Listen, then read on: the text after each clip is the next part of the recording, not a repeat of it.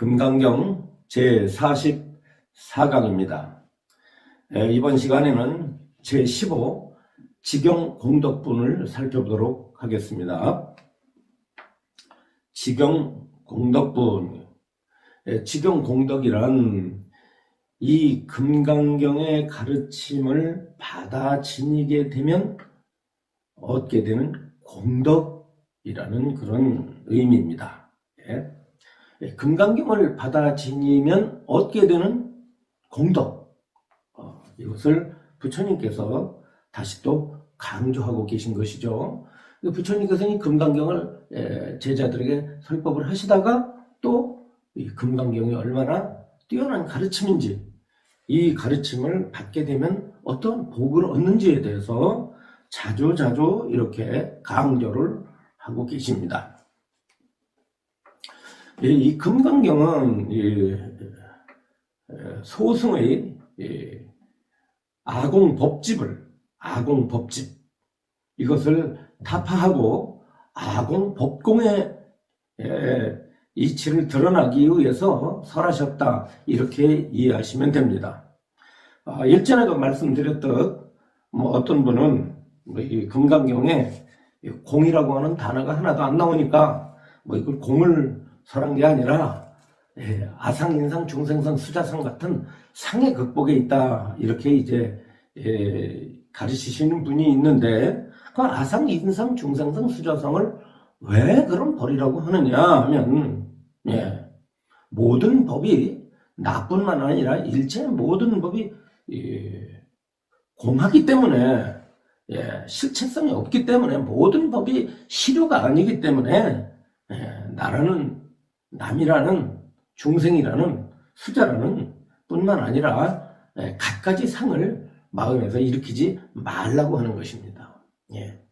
따라서 이 금강경은 공자가 나오질 않고 있지만 그 바탕에는, 금강경의 바탕에는 이 공사상이 지배를 하고 있다, 이렇게 여러분들께서 꼭 이해를 하셔야 합니다. 대승의 깨달음은 무엇을 깨닫죠? 공성을 깨닫습니다. 깨달음을 이제 세 종류로다가 설명할 수가 있겠는데요.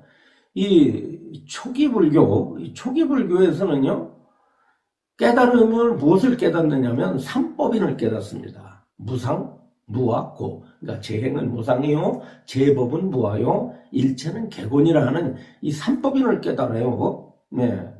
그런데 이 대승에서는 먼저 무엇을 깨닫느냐면 일체가 공임을 깨닫습니다.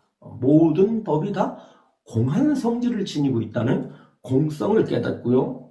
그런데 그 중에서도 이 공이라고 하는 것이, 이 공한 세계가, 이 세계가, 이게 모든 것이 다 공하지 않은 것이었는데, 이 공한 세계가 어디에서 과연 전개되고 있는가? 다시 말하면 우리가 살고 인식되어지는 이 모든 것들이 대체 어디에서 이게 나타나고 사라지고 생기고 멸하고 태어나고 죽고 행복하고 불행하고 이런 것들이 어디서 일어나는가 라고 하면 우리들의 마음 밖에서 일어나는 게 아니라 마음 안에서 일어난다고 봅니다. 그래서 연기되는 세계가, 펼쳐지는 세계가 전부 어디에서 펼쳐진다? 우리들의 마음 안에서 펼쳐진다고 보는 거예요.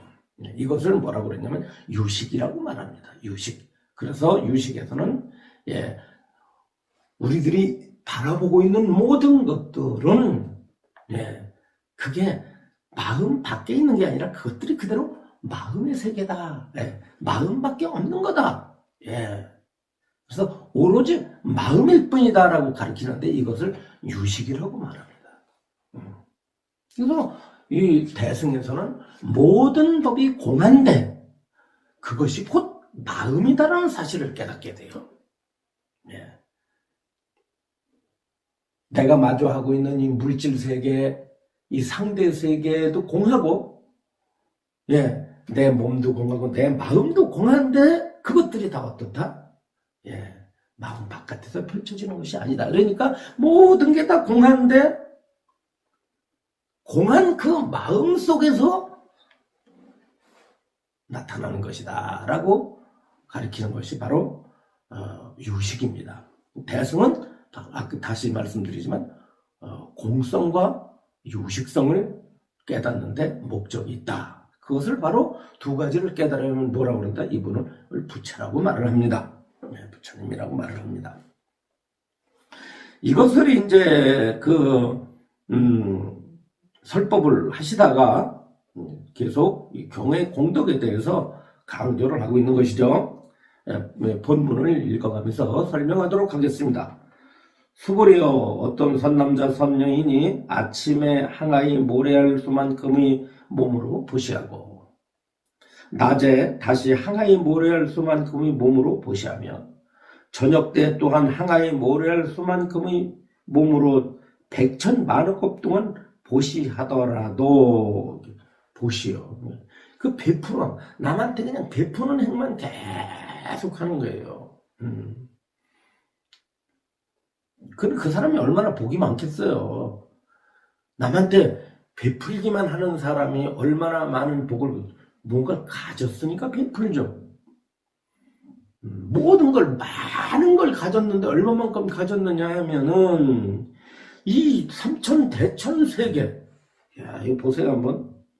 삼천대천세계인데 이 삼천대천세계가 얼마나 많습니까? 이제 불교에서는 이 세계가 우리가 사는 이 지구만 세계가 아니라 이 광대무변한 우주에 수많은 국토가 있고 거기에 또 중생들이 살고 있다는 거예요. 수많은 중생들이 살고 있는데 그 수요가 헤아릴 수가 없다는 것입니다.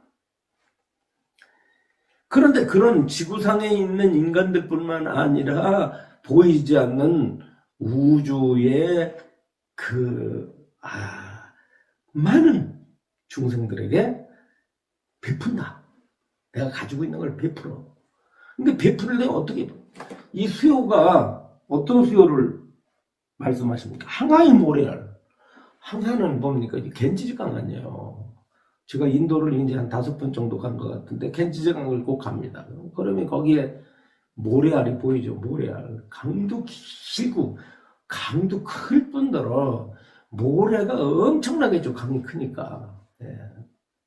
근데 그 모래가 매우 미세합니다. 그래서 그 손으로 잡으면은 주먹 사이로 솔솔솔 빠져나와요. 아주 가는 모래인데 그 모래 수요가 얼마나 많겠어요. 겐지즈강의 모래알을 어떻게 우리가 그 수요를 셀 수가 있겠어요. 그런데 겐지즈강의 모래알 수와 같은 수요의 겐지즈강이 있고 그 겐지즈강의 모래알 수라고 하는 것은 참 그 경전을 이렇게 이렇게 표현을 한다는 것은 인도인들의 아마 비유 방식 같아요. 우리 한국 사람들은 아마 이런 비유 방식을 잘 쓰지 않을 것입니다. 이런 수만큼의 어떻습니까? 보시를 하고 그것도 하루 종일 보시만 해. 하루 종일 보시만 하되 그것을 어떻게 하느냐. 여기를 보면은 백천만億급 한 1겁도 아니고 100겁도 아니고 1000겁도 아니고 10,000겁도 아니고 억겁도 아니고 이와 같은 세월을, 겁이라는 것은 긴 세월에 다른 말인데 1겁을 비유할 때 반석겁을 많이 비유하잖아요. 그죠? 반석겁. 사방이 한 20m는 그건 너무 큰가요? 사방이 한 10리라고 칩시다. 가로, 세로가 10리, 가로가 10리, 세로가 10리, 높이가 10리가 되는 견고한 바위가 있는데 그 바위에 하늘에 사는 장수천이라는 천상세계가 있는데 그 장수천에 천인이 100년에 한 번씩 내려와. 100년에 한 번씩 이 바위에 내려와 가지고서는 잠깐 동안 앉았다가 올라가요. 올라가는데 그때 그 장수 천인이 입고 있는 옷이 천의가 얼마나 가볍겠어요. 잠자리 날개처럼 가볍겠지. 그렇게 가벼운 옷을 싹 스치고서 천상으로 올라가는데, 장수천으로 올라가는데, 그 스쳐가지고 잠자리 날개같이 그렇게 가벼운 그 천인의 옷에 의해서 이 바위가 다 달아 없어지는 시기를 요거 일곱이라고 그래. 일곱. 그러니 얼마나 많은 세월이에요. 이런 세월 동안 그 사람은 다른 일 안 하고 하루 종일 그냥 그 세월 동안을 남들에게 베풀기만 했어. 근데 이 사람이 얼마나 복이 많길래, 어떻게 복이 많길래 그렇게 보시를 할 수 있느냐라고 하는 것이죠. 근데 보시하더라도 만약 어떤 사람이 이 경전을 듣고 진심으로 믿고 이 가르침에 대해서 거슬리지 아니하면 그 복이 앞의 것보다 스승할진대, 예. 이 경을 잠깐만 받아 지니고 이해하고 읽고 진심으로 거슬리지 않으면 그 사람보다 얻는 복이 더 많다는 거예요. 예. 이것은 바로 법을 받아 지니게 된 공덕에 대해서라는데요. 왜냐면 앞에 것은 복을 아무리 많다 할지라도 요거는 진리를 알지 못하는 어둠 속의 보시라는 거예요. 어둠 속. 그러니까 이건 선행 아닙니까? 남한테 막 베푸는 건 선행이요. 근데 선행도 하기 힘들죠. 여러분들 이 세상 살면서 악행 안 하고 살기 힘듭니다. 어떤 사람은 나를 이 세상에 태어나서 죄진 것 하나도 없다 이렇게 말하지만, 아무리 죄를 안 짓고 살아도 자기 목숨을 이미 유지하고 있는 것 자체가 죄예요. 왜 죄인지 아십니까? 살아있는 거 먹고 살잖아요. 여러분들은 먹고 있는 거는요, 식물이 되건 동물이 되건 전부 살아있는 거 먹은 거예요. 아니, 그게 아니라 나는 이 슈퍼에서 쌀 사다 먹을 때 죽어있는 건데 왜 내가 살아있는 거 먹었다고 그래? 그렇지 않습니다. 그거 살아있었던 거예요, 다. 예, 살아있던 거 내 목돈으로 들어가서 남의 생명 허락 없이 뺏어가지고, 예, 허락 없이 뺐잖아요. 예, 소고기 먹을 때 소한테 허락받고 잡아가지고 먹습니까? 여러분들 고등어 먹을 때 고등어한테 허락받고 먹습니까? 고추 따다 먹을 때 고추한테 허락 받고서 따다 먹습니까? 그렇지 않잖아요. 그러니까 우리가 살기 위해서 우리 멋대로 따다 먹지 않습니까? 이 살아있는 모든 것들은, 인간뿐만 아니라 모든 생명은 남한테 허락받고서 먹지 않아요. 허락받았다 할지라도 살아있던 거 먹는 거예요. 왜 남의 살아있는 거, 남의 생명을 해쳐가지고 내 육신이 보존되는데 어떻게 내가 죄가 없다고 할 수가 있겠습니까? 예. 살아있는 것 자체가 죄예요. 이 세상 다 태어나가지고 사는 것 자체가 죄라니까. 내가 도둑질하고 남 억울하게 해가지고 무슨 그게 죄가 아니라. 그래서 자기가 먹은 만큼 이 세상에 그래도 태어났으니까 먹고 살아야 되고, 먹고 살려고 하니까 남의 생명 뺏을 수밖에 없으니까 어떻게 해야 된다? 대신 이 세상에 좋은 일 많이 하고 가야 된다라고 하는 거예요. 네. 그게 맞겠죠, 여러분? 네, 좋은 일 많이 하고 가야 된다. 그런데 아무튼 그러다 보니까 인간이 뭐 선행을 하기가 힘들어요. 아무튼 선행하기가 힘듭니다. 예. 그래서 선행하는 사람을 우리가 칭찬을 하는 거죠. 근데 이와 같이 훌륭한 선행을 했다 할지라도 불교에서는 그것이 어둠 속에서 행하는 거라고 보는 거예요. 왜? 진리를 알지 못하기 때문에, 지혜가 없기 때문에, 깨달음을 얻지 못했기 때문에 그렇다. 그래서 지혜가 없고 진리를 모르고 깨달음을 얻지 못하면 어떻습니까? 내가 많은 사람을 위해서 많은 생명을 해서 보시를 했다 할지라도 궁극적으로 어떻습니까? 윤회의 고리를 벗어날 수 없다는 겁니다. 윤회의 고리를. 태어남과 죽음을 계속 되풀이해야 되는 이 윤회의 고리를 벗어날 수가 없다. 근데 보시 많이 한다고 해서 그 공덕이죠. 보시가 위대한 겁니다. 진리의 입장에서 말하는 거예요. 보시를 한다고 해서 생사의 문제가 해결되는 것은 아니다. 이 세상의 이치를 깨닫는 것은 아니다 말이죠. 지혜를 얻는 것은 아니다 말이죠. 그럼 지혜를 얻고 인간이 왜 태어나고 왜 죽는가? 그리고 이 태어남과 죽음으로부터 어떻게 벗어나서 자유인이 될 수 있는가라고 하는 것을 알기 위해서는 우리를 진리를 배워야 돼요. 이 가르침을 배워야 됩니다. 부처님의 가르침을 배워야 되는 거예요. 예. 그래서 이 미혹 속에서 보시의 공덕도 으뜸되지만은 이와 같은 위대한 부처님의 가르침을 듣게 되면은 어떻다? 예. 그 어둠 속에서 보시하는 공덕보다 이 진리를 아는 공덕이 훨씬 더 위대하기 때문에 예. 금강경을 한 구절 듣고 믿고 거스르지 않는 것이 훨씬 더 공덕이 크다라고 이렇게 말씀하시는 것입니다.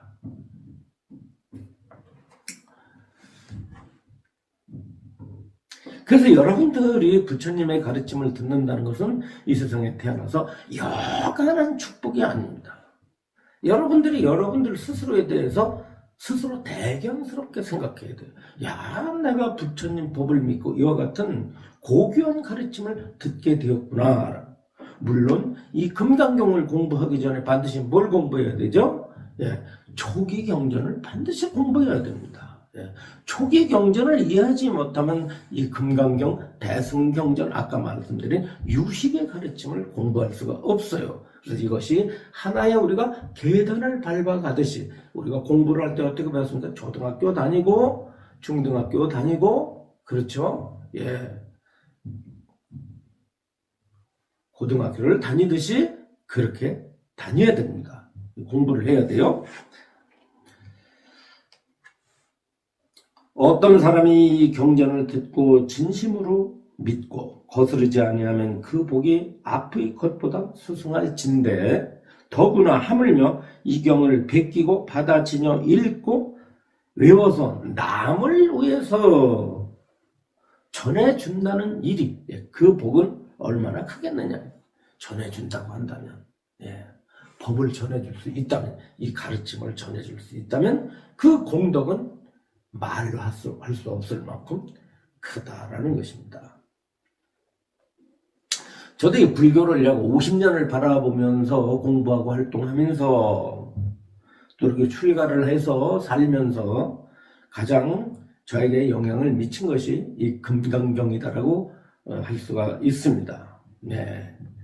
근데 이 금강경을 과거에 이 초기 불교 공부를 제대로 하지, 지금 그러면, 효암 스님은 그럼 초기 불교 공부를 완전히 다 꿰뚫는단 말이냐, 그런 뜻은 아닙니다. 나름대로 초기 경전을 공부하고서 이 금강경을 면밀히 살펴보았더니 이 금강경이 확실하게 드러납니다. 금강경의 위치와 금강경을 부처님께서 설하신 의도가 어디에 있는지를 확실하게 파악할 수가 있었습니다.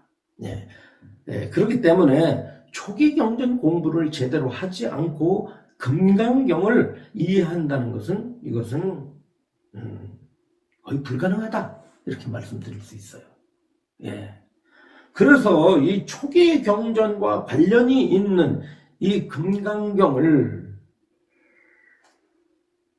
설명하지 않고 그건 느닷없이 금강경. 그래서 저는 개인적으로 금강경 오가회 같은 그런 그 과거에 고인들이 과거의 그 선지식들이 그렇게 금강경을 풀이해 놓은 그 금강경 오가야라는 책을 별로 좋아하지 않아요. 그분들이 반드시 금강경을 설하시려면 초기 경전의 법성을, 초기 경전, 죄송하지만 이 대승에서 볼 때는 소승이라고 하죠. 이 가르침을, 그것을 대비해 가면서 이 금강경을 말씀하셔야 되는데, 그거하고 관계없이 뚝 떨어져가지고 자기 깨친 바에 따라가지고 이걸 해석했는데, 한번 보세요, 한번 여러분들이. 금강경보다 10배가 어려워, 금강경 오가에는. 내가 어리석어서 그런데. 그게 무슨 해석이에요? 해설이라고 하는 것은 자신이 깨달았다 할지라도 중생들이 알아들을 수 있게 해설을 하는 게 해설 아니에요? 또 해설을 왜 합니까? 풀어주는 게 해설 아니에요? 금강경을 중생들이 알아듣기 쉽게 풀어주는 게 해설인데 더 모르게 해놨어.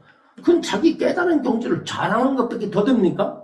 그거 듣고서 깨달았다는 사람 만나본 적이 없어.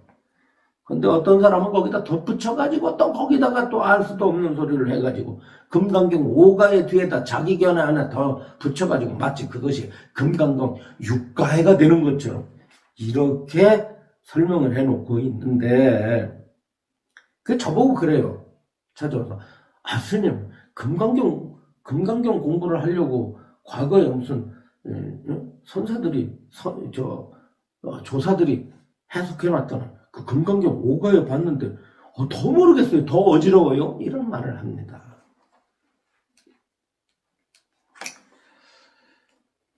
스보리어 한마디로 말하면 이 경에는 생각할 수도 없고 헤아릴 수도 없는 가없는 공덕이 있느니, 자, 이 아공법공을 깨닫는다는 것이, 이 공돌이를 깨닫는 것이 얼마나 스승한 일인가, 인간으로 태어나서 얼마나 의미 있는 일인가를 말씀하시는 거예요. 여러분들, 진리를 알고 간다는 거, 이것보다 다양한 일이 어디 있습니까? 어차피 우리는 태어났다가 한 번 갑니다. 언젠간 가요. 가는데 세상에 태어나서 세상 공부는 하고 먹고 물질적으로 부족함이 없는 방향을 향해서 일생을 보낸다. 물질적인 문제는 뭐 해결돼 있죠? 이 육신과 해결돼 있죠. 이 육신을 어떻게 하면 좀 더 쾌락하게, 좀 더 즐겁게 하고 가느냐, 이 육신을 얼마큼 즐겁게 하고 즐겁게 만들고 가느냐, 이거죠. 우리 행복이라고 하는 것은. 그래서 맛있는 거, 달콤한 거, 그리고 남들에게 자랑하고 싶은 거, 이런 것을 추구하면서 평생을 살다 가고, 또 열심히 돈을 모아서 자기 자손들에게 그것을 남기려고 하는 삶으로 일관되잖아요. 그렇게 살잖아요. 근데 세상에 태어나가지고, 인간이 과연 뭐야? 태어나서 왜 이렇게 살아야 되는 거야? 삶의 의미라는 것이 뭐야? 내가 계획도 없이 이 세상에 태어났다가 누구 졸라서 태어난 것도 아니고 알고 온 것도 아니야. 이 세상에 또 누구한테 내가 나 지구라는 땅덩어리에 나 태어나게 해주세요 라고 졸라서 온 적 없고, 나 이런 아버지, 이런 어머니, 이런 친구 만나게 해주세요 해서 여러분들 온 거 아니잖아요. 여러분 회사 다니려고 태어난 거 아니잖아요. 여러분들 대학 진학하려고 태어난 거 아니잖아요. 성공하려고 태어난 거 아니고, 국회의원 되려고 태어난 것도 아니고, 부자 되려고 태어난 것도 아니고, 대통령 되려고 태어난 것도 아니잖아요, 세상에. 그냥 태어나서 가지고 그냥 살다 보니까 내가 무슨 학교도 다녀야 되고, 취직도 해야 되고, 결혼도 해야 되고, 자식도 해야 되고, 과거에 사람들이 걸어왔던 그런 삶의 방식을 계속 어쩔 수 없이 따라가면서, 자기 의지와의 관계없이 따라가면서 살다 그냥 어느 순간 연기처럼 꺼져버리잖아요. 그냥 죽잖아요. 병 걸려도 죽잖아요. 그 속에서 자기 이 진리에 대해서 뭔가 의심을 갖는다는 것은, 이것은 인간으로서 사실은 마땅히 가져야 될 의문이에요. 그리고 이 세상에 태어나서 알고 가야 됩니다. 이 세상에 다시 못 온다 할지라도 알고 가야 돼. 그만큼 의미가 있고, 또 그것을 알게 되면은 나머지 생이 훨씬 더 밝은 세상을 살 수가 있어요. 이 진리를 몰랐을 때의 삶과 진리를 알았을 때의 삶은 마치 돌아갈 곳이 없이 헤매는 커다란 벌판에 굶주린 짐승과 같아요. 이 진리를 아는 사람은 자기가 돌아갈 수 있는 둥지가 있는 거나 마찬가지입니다. 언제든지 돌아갈 수 있는 둥지. 목적지가 있다 이 말이에요. 목적지가 있다. 삶의 목적과 의미를 알고 간다 이 말이에요. 그러면서 뭐가 됩니까?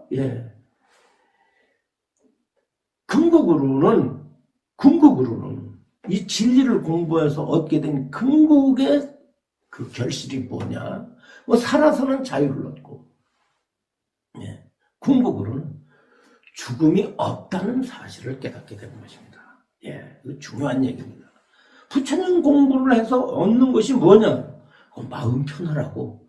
불교는 마음을 편안하게 하는 종교야. 마음을 쉬게 하는 종교야. 이게 아닙니다, 여러분들. 뭐냐면 궁극으로는 죽음의 문제가 해결되는 거예요. 어디에서? 마음에서. 이 육신은 버려진다 할지라도 이 죽음이라고 하는 것이 없는구나 하는 것을 철저하게 알고 육신을 놓는 거야. 죽음으로부터 벗어나는 도리가 불법 안에 있다 이 말이에요. 죽음이 본래 없다는 이치를 설하고 있다. 어느 속에? 이 공 속에 있어요. 공 속에. 그래서 여러분들 이 공 있잖아요. 공이라는 단어가 빌공자로 한문으로 이렇게 되어 있죠. 그런데 그건 수냐에서, 인도 수냐에서 나온 거예요. 수냐를 인도에서 공이라고 하죠. 이 공이라는 용어는 빌공자를 쓰니까 사람들은 아무것도 없는 거 아니야? 비어 있는 거 아니야? 텅 빈 거 아니야? 해가지고 어떤 공간을 생각해요.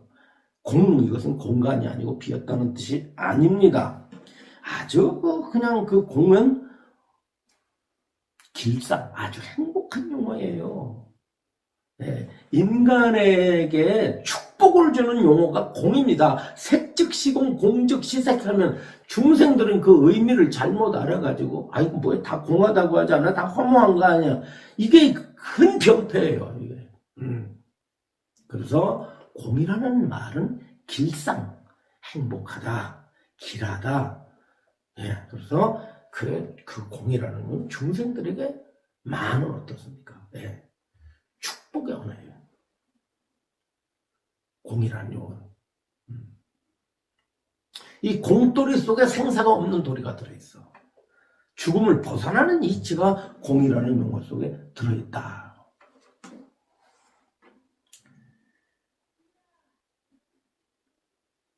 수고리여 한마디로 말하면 이 경에는 생각할 수도 없고 헤아릴 수도 없고 가없는 공덕이 있느니 열애가 대승의 발심한 사람을 위해 이 경을 설한 것이며 최상승의 발심을 한 사람을 위해 이 경을 말하는 것이니라. 그러니까 대승의 믿음을 일으킨 자요. 최상승의 믿음을 일으킨 자요. 최상승이라는 거 뭐냐?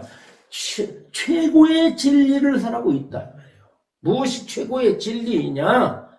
법공의 도리가 최고의 진리이다. 모든 법이 공하다는 이치를 설하는 이 경전이 최고의 경지이고 대승발심을 한 사람들이다. 대승발심은 뭐냐? 초기 경전에만 통달한 수행자가 아니라 초기 경전을 공부하고 또 초기 경전대로 수행을 해서 아라한과를 얻은 성자들이 그 아라한과라고 하는 성자의 경지에 머물지 않고 대승의 이 공한도리, 아공 법공의 도리를 설하고 있는 이 금강경, 반야경 같은 이 반야경에 다시 귀의를 해서 이 설법을 듣고 상으로부터 벗어나서 일체의 상, 일체의 모든 법상으로부터 벗어나서 부처가 돼야 된다. 부처가. 그 대승불교에서의 목적은 부처가 되는 거예요. 부처임을 아는 거예요.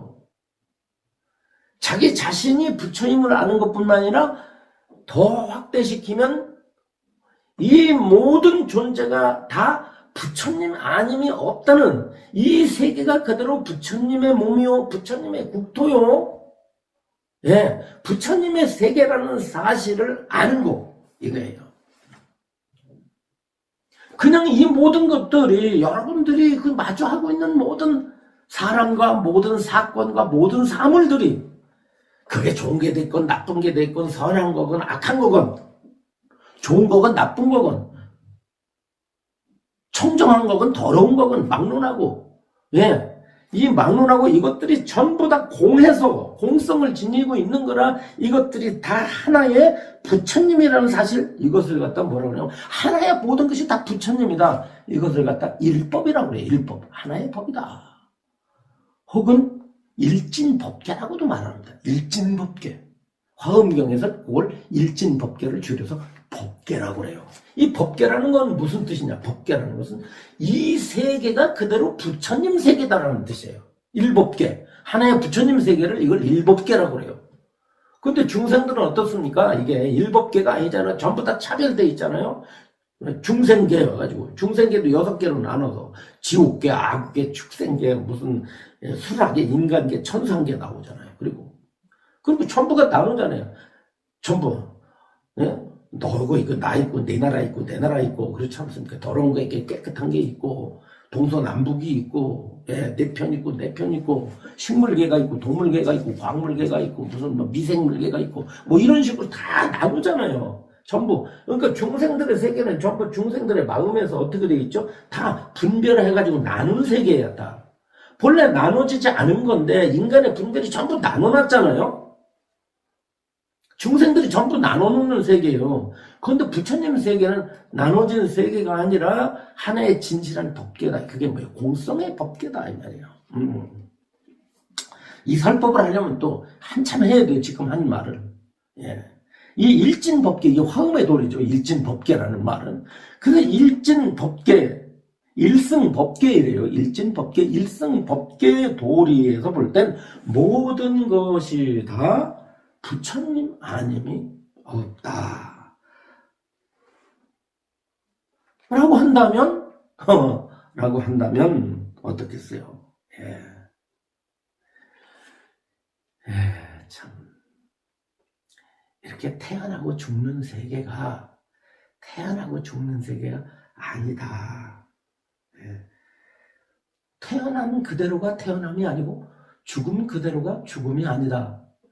태어남과 죽음이 본래 없는 건데 중생들이 분별로 안이비설신의 색성양 비축본 감각기관에 의해서 바라본 세계에 대해서 이 마음이 분별을 해가지고 요건 태어나는 거야, 요건 죽는 거야, 요건 사는 거야, 요건 사라지는 거야, 요렇게 분별을 하고 있지만, 그래서 태어남과 죽음은 분별의 세계이지 그 본성에 있어서는 그런 게 있지 않다. 태어남도 없고 죽음도 없고 옴도 없고 감도 없고 추한 것도 없고 더러운 것도 없고 어제도 없고 오늘도 없고, 필경에는 중생과 부처도 하나의 분별이고 언어일 뿐 없다. 말로 할 수 없는 진실한 그 무엇만 있을 뿐이다. 말로 할 수 없는 그 진실한 그 무엇을 말로 하자니 그걸 청정법신 비로자나불이라고 하자. 그걸 갖다 일진법계라고 하자. 그것을 그걸 일승이라고 하자. 등등 말로 하자니 그런 거야. 좀 어렵죠?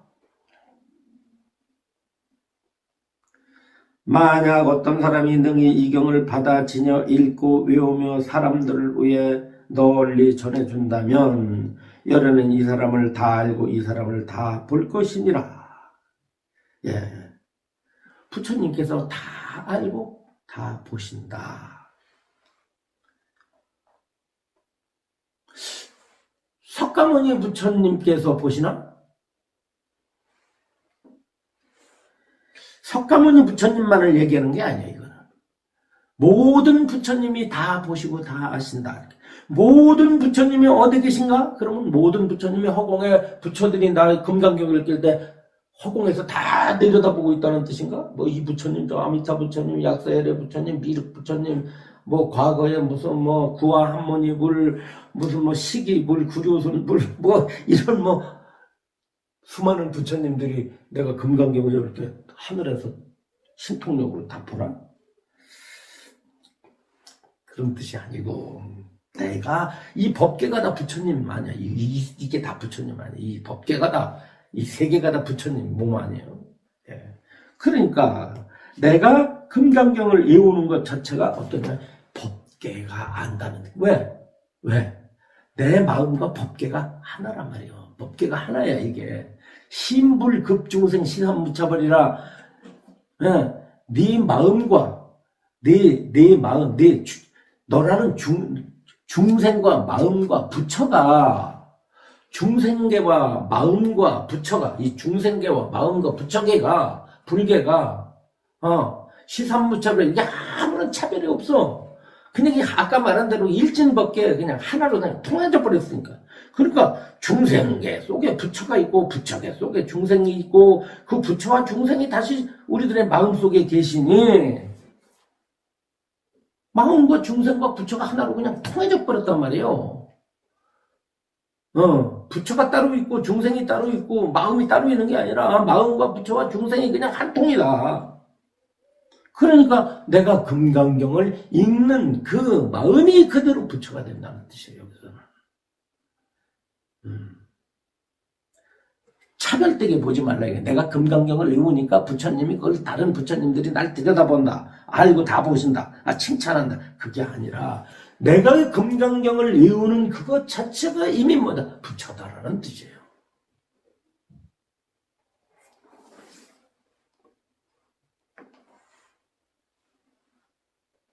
안 외워도 부처야. 안 외워도 부치지만 깨치지를 못했으니까 깨치건 안 깨치건 부처지만 알고 모르게 차별은 있거든. 중생이 본래 부처고 모든 세계가 전부가 다 부처님 나라지만, 이 세상이 그대로 부처님 나라지만 알고 모르고의 차이는 있다.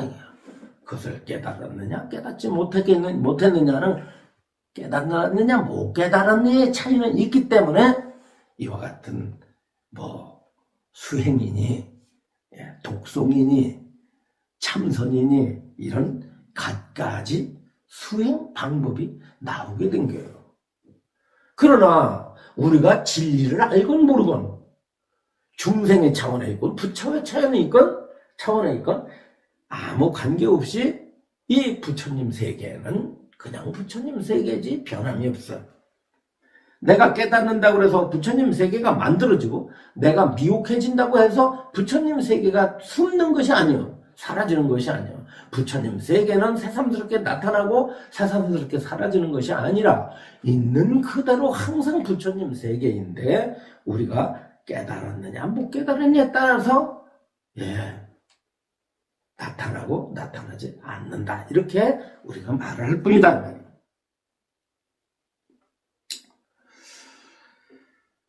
이러한 사람들은 곧 열의 안옥따라 삼약삼보리를 짊어진 것과 같으니라 그랬습니다. 자, 안옥따라 삼약삼보리 씨를 짊어졌다는 게 뭐예요? 부처님을 짊어졌다는 뜻이에요. 그러니까 자기가 부처님과 함께 다니는데 이거는 안옥따라 삼약삼보리를 재산이라고 치는 거야. 이거 비유를 하면 안옥따라 삼약삼보리라고 하는 짐이 있어, 짐. 보배 짐이. 앞에 보면은 백천만억 법동안을 이 법계, 이 세계에 있는 모든 삼천대천들, 이 우주에 있는 모든 중생들에게 보시를 한다고 그러잖아. 보시하려니까 어떻게 돼요? 뭐 짊어지고 댕겨야 될 거 아니에요. 재물을 보시하려면 재물을 짊어지고 다니면서 보시를 했겠죠. 그렇듯이 금은보화를 짊어지고 다니면서 보시를 했지만은 이 금강경을 수지독송하게 되면은 무엇을 짊어진 게 되냐면 부처님의 공덕, 깨달음의 공덕을, 깨달음을 짊어지고 다닌다는 거. 짊어져서 어떻게 하게? 그거를 남들에게 나눠준다는 뜻이지. 이거는 뭐예요? 전법을 뜻하는 거예요. 깨달아서 내가 중생들을 제도하는 거죠. 그와 같다.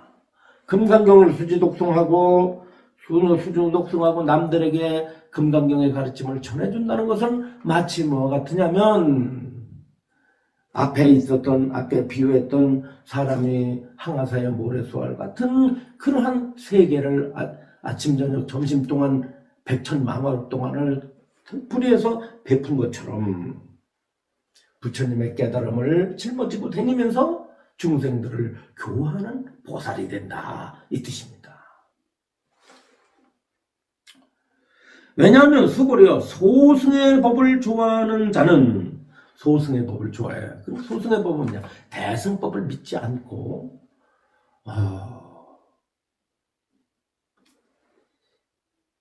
니까에만 머무르는 사람들. 좀 어떻게 되느냐면요. 어제도 이제 엊그저께도 제가 교수님하고 연세대학교 그 철학과 유명한 교수님이 그 교수님하고 한 3시간 정도 말을 나눴는데 여러 가지를 나눴는데 그분도 이제 제가 물어봤죠. 소승이라는 건 뭐냐 했더니 뭐 간단하게 말을 합니다. 부파불교 시대에 수행자들이 의지했던 경전. 예. 그러니까 소승이라는 것은 부파불교 시대의 수행자들을 가리키는 게 아니라 그 부파불교 시대의 수행자들이 수행의 근거로 수행의 어떤 의지처로 삼았던 경전들, 이 경전들을 니까야라고 말합니다. 예, 지금 그렇죠? 예, 니까야. 예. 그 니까야 경전에만 머무르는데 부처님께서는 니까야 경전을 이 경전을 설하시고 나서 이 교상 판석상 보면은 뭐가 있습니까? 부처님께서는 소승경전이 니까야인데 이 니까야와 같은 사상을 가진 게 중국으로 건너오면 이게 아한부입니다. 아한부.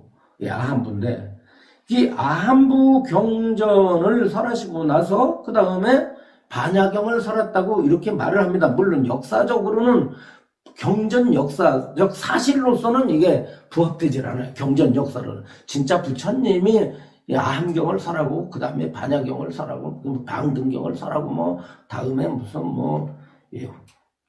화음을 설하고 법화를 설하고 열반 이런 식으로 설했느냐라고 하는 것은 역사적 당위성은 없으나 전체적인 부처님의 교상 판석을 해볼 때에 어떠냐면 이 아한부경전은 남방으로 가서 니까야가 된다 그랬죠. 니까야라는 말은 부라는 뜻입니다. 그냥 부.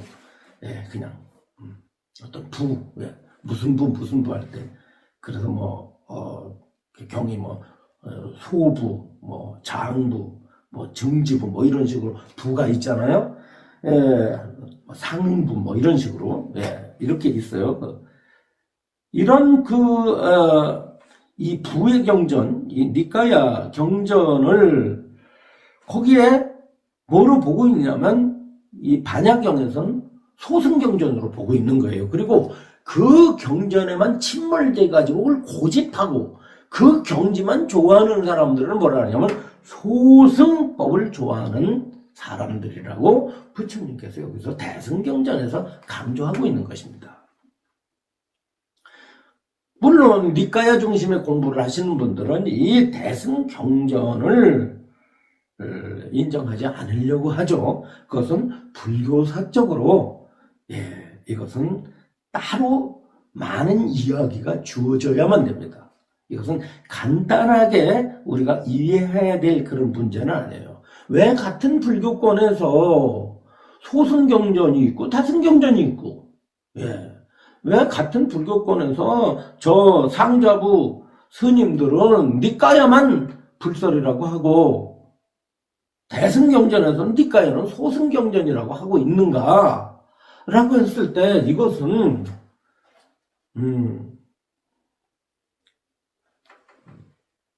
간단하게 얘기할 문제는 아닙니다. 그래서 어떤 분들은 니까야만이 부처님의 진설이고 이 대승은 후에 만들어진 경전이다 이렇게 말하지만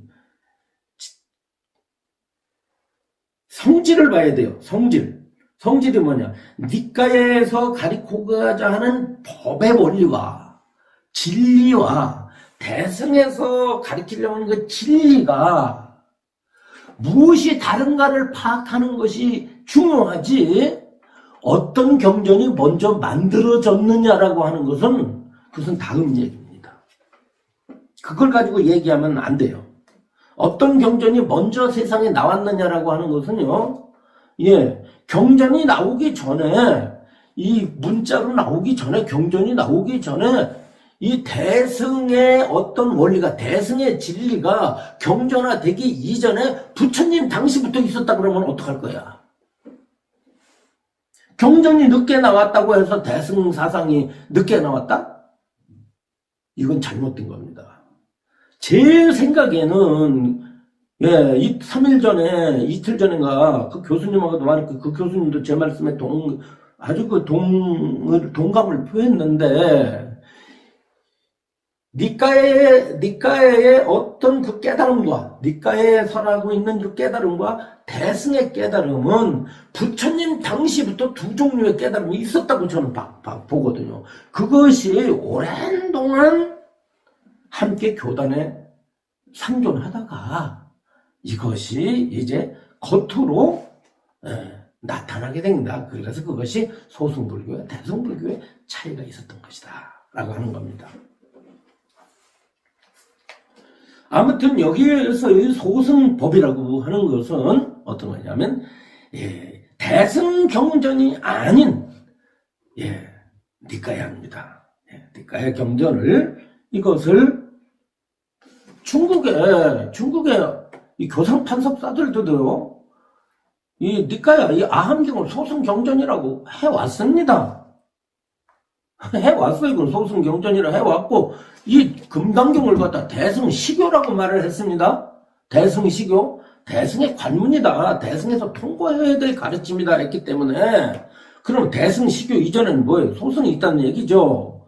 그래서 여러분들 대승경전을 추구하면서 초기 경전에 대해서 소승경전이라고 표현하면 안 된다라고 하는 것은 대승불교를 폄하하는 것입니다. 그거는 화합이 아니에요. 소승경전은 소승경전이고 대승경전은 대승경전이요. 다만 소승경전을 도외시하고 소승경전을 무시한다면 문제가 돼요. 왜? 소승경전을 통하지 않고선 대승경전을 이해할 수가 없기 때문에 필수 코스야. 어떻게 초등학교를 나오지 않고, 물론 혼자 공부해가지고 검정고시 패스하면 그건 되겠지만, 비유를 하면 그렇습니다. 고등학교 졸업장을 받고 나서 중학교로 들어갈 수 있잖아요. 그렇지 않습니까? 그래도 초등학교 공부하지 않고 어떻게 한글도 떼지 않고 어떻게 영어를 배워요? 덧셈 뺄셈을 덧셈 뺄셈 나눌셈 곱셈도 하지 않고 어떻게 와가지고 다음에 미분 적분을 어떻게 배웁니까? 말이 안 되잖아요. 그렇듯이 초기 경전도 부처님의 진리 속에 들어가요. 진리에 들어갑니다. 부처님의 진리예요. 진리인데 그 진리가 대승의 가르침을 통해야만이 그 초기 경전의 가르침도 완성이 된다고 보는 거예요. 1층을 통과하지 않고 어떻게 2층을 가요? 그러니까 소승 경전은 폄하하는 게 아닙니다. 작다고 폄하하는 것이 아니라 경전을 머물지 말라. 어떻게 중학생이 됐다고 해서 초등학교 시절을 폄하합니까? 될 수가 없잖아요. 그 과정이 없으면 자기가 올챙이 없이 어떻게 개구리가 생겨. 초등학생 과정 없이 어떻게 중학교, 고등학교, 대학교를 가냐고. 그렇잖아요? 그렇기 때문에 소승이라고 하는 말은 소승을 깔보라는 뜻이 아니라 머물지 말라는 뜻입니다. 여기서. 그래서 보시면 왜냐하면 수부려 소승의 법을 좋아하는 자는 쉽게 말하면 초등학생의 단계에만 머물러서 이것이 내가 모든 학문을 다 이뤘다라고 하는 자는 이 사람은 나라는 생각, 남이라는 생각, 중생이라는 생각, 오래 산다는 생각을 버리지 못했다는 겁니다. 아상을 극복하지 못했고 인상을 극복하지 못했고 중생이라는 상을 극복하지 못했고 오래 산다는 상을 버리지 못했다. 이거. 그래서 이 소승은 어떻게 되냐면 자타가 구분이 있어요. 자타가 나와 남이 그대로 있어요. 나도 있고 남도 있고 중생은 중생이고 부처는 부처고 생사는 생사고 열반은 열반이지 이렇게 보는 거예요. 자, 나가 있고 너가 있고 둘로 나누지 않습니까? 나다. 주관과 객관을 나눠요. 어디 초기 경전에 주관과 객관을 나누지 말라는 말이 사실 어디 있습니까? 뭐 숨어는 있겠죠? 그 원리. 그러나 대승경책처럼 확실하게 드러내지는 말았어요. 자타가 본래 없는 것이니라. 좀 초기 경전으로 가면 이거 저 12연기 가운데요. 육입이라는 말이 있습니다. 입 혹은 육처. 그래서 육입처라는 용어가 있어요. 무명, 행, 직, 명색, 육입 혹은 육처 이렇게 했는데 그 입과 처는요 안 좋은 용어예요. 중생의 무명과 번뇌로 인해서 이렇게 분별된 세계를 입과 처라고 이렇게 사용하고 있습니다. 입처라고. 그래서 입처라는 말은 안 좋은 용어예요. 부처님에게는 육근과 육경은 부처님께 육근과 육경을 부처님은 설했지만 육입과 육처는 부처님에게는 입처가 없어요. 부처님에게는. 근데 중생들에게는 입처가 있죠. 그게 뭐 영역이 있는 거예요. 예, 모든 것이 영역이 있어. 예. 내 영역, 내 영역, 눈의 영역, 귀의 영역, 코의 영역, 입의 영역, 몸의 영역, 뜻의 영역, 물질의 영역, 소리의 영역. 이게 다 구분해서 나눕니다. 다 나눠요. 그러나 그 나눈 건 중생계의 측면에서 나눈 거고 실제는 뭐냐면 일진법계죠. 말하자면 모든 게 다 한바탕입니다. 한바탕. 하나의 불계 부처님 세계만 있는 거예요. 그런데 그것이 없거든요. 그러니까 나도 없고 남도 없고. 예. 그 다음에 뭐예요? 중생이라고 하는 실체도 없어. 중생하지만 중생을 중생이라고만 하지 마라. 중생이 본래 부처야. 중생이 본래 공해. 중생이 본래 공하기 때문에 중생이 본래 부처야. 그리고 산다 죽는다 하지 마라. 생사가 본래 없는 거야. 생사가 본래 없음을 깨달아야지 생사가 있다고 보고 생사를 버리고 열반을 추구해서는 안 된다. 생사가 이 모든 생사가 생사 아니라는 사실을 깨닫는 게 이게 열반이야. 그러니까 생사 그대로 열반이야. 생사 그대로 생사가 아니기 때문에 생사 그대로 열반이야. 그런데 소승은 생사는 생사대로 실체가 있다고 보고 이 실체로서의 생사를 버리고 열반의 세계가 있다 그래서 그쪽으로 추구에 들어간다. 이렇게 전부 갈라놓은 거지. 그러니까 이 금강경의 가르침이 아니고서는 이 분별의 세계를 초월하지 못한다 그 말이에요. 쉽게 말하면. 아란이 됐다 할지라도 그 분별의 세계를 뛰어넘질 못했다라고 하는 그런 의미가 되겠습니다. 그러니까 이 금강경을 설할 수가 없죠. 수부려 어떤 곳이든 이 경이 있으면 일체 세간의 하늘과 사람과 아수라가 음당 공양하리니. 왜냐면 부처님이다 이 말이요. 이 경이 곧 부처님이라고 보는 겁니다. 금강경이 곧 부처님이다. 그럼 금강경을 독송하는 사람은 그 사람이 곧 부처님이다 그 뜻이에요. 접하고 외어싸 돌면서 가지가지 꽃과 향을 그에 뿌릴 것이니라. 부처님처럼 공경을 받을 것이다 이 뜻입니다. 그래서 이 금강경은 이 부처님과 금강경과 금강경을 수지 독송하는 사람을 일체로 봤어. 하나로 봤어. 부처가 따로 있고 금강경이 따로 있고 그걸 읽는 사람이 따로 있는 게 아니라 부처님이 곧 금강경이요, 금강경이 곧 부처님이고, 금강경을 받드는 사람이 곧 금강경이고, 금강경을 받든 사람이 곧 사람이 부처다. 이래가지고 이것이 세계가 하나다. 부처님과 금강경과 금강경을 이루는 중생이 하나다. 그래서 이 금강경의 위대성, 다시 말하면 이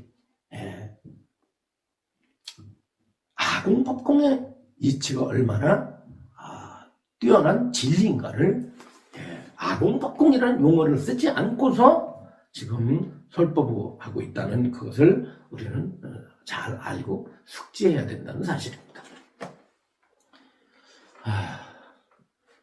오늘을 여기까지 설명드리도록 하겠습니다.